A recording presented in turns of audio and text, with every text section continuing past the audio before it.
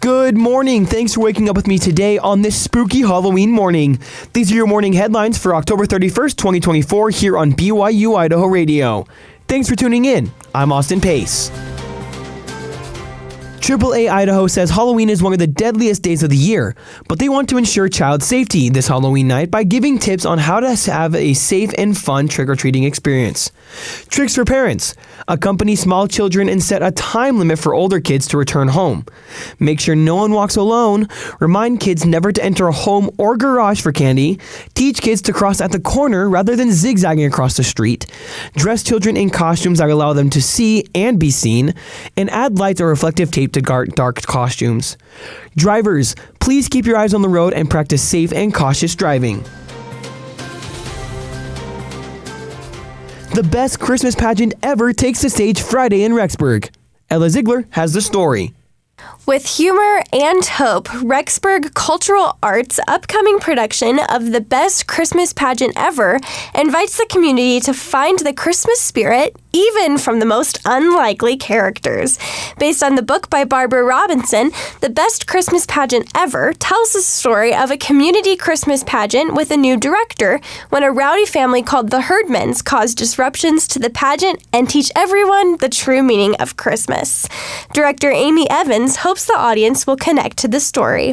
Pretty much any age that comes, they're going to find somebody in that play that they can totally connect to.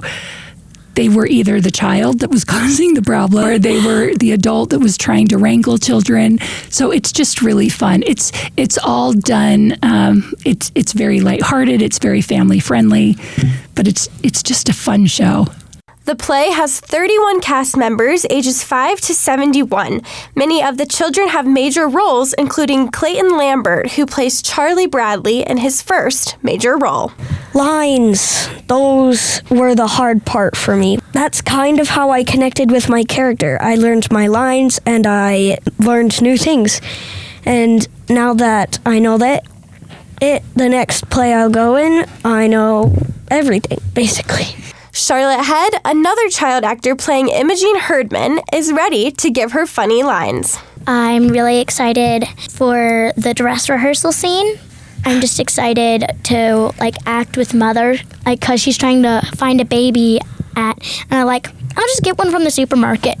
Cammie Starks, who plays Mother or Grace Bradley, hopes the audience will feel the Christmas spirit during the production. It's heartwarming. It's something you feel excited for. It's something you feel that joy and the Christmas spirit with as well. And so you'll find yourself laughing and who knows, maybe you'll even find yourself feeling a little emotional at some point. The show plays Friday, Saturday, and Monday at the Romance Theater in Rexburg. The showtime is at 7 p.m. with an additional Saturday matinee at 2 p.m. You can buy tickets at rexburg.org. For BYU-Idaho Radio, I'm Ella Ziegler.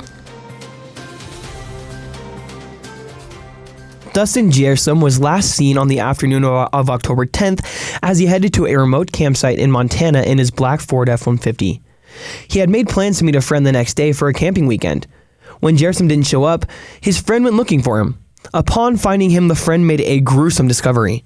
He called 911 and said he'd found Kjersem's body in a tent which was bloodied and battered. He was found about 2.5 miles up Moose Creek Road, east of Big Sky.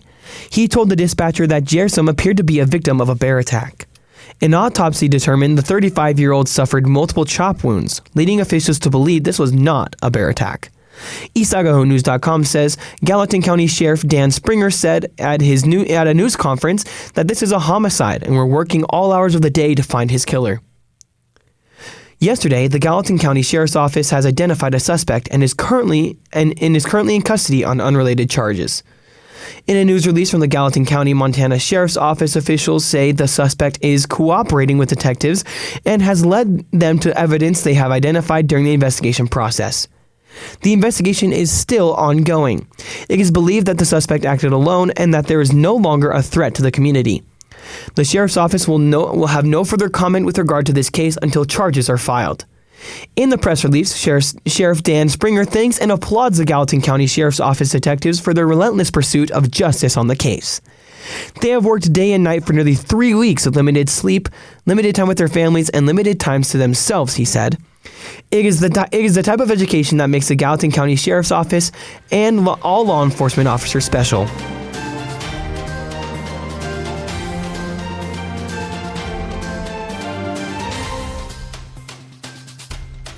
Thanks for making us part of your morning routine, and happy Halloween!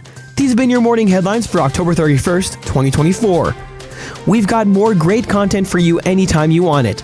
Just search for BYU-Idaho Radio on your favorite podcast app. You can also ask your smart speaker to play KBYI 94.3 FM.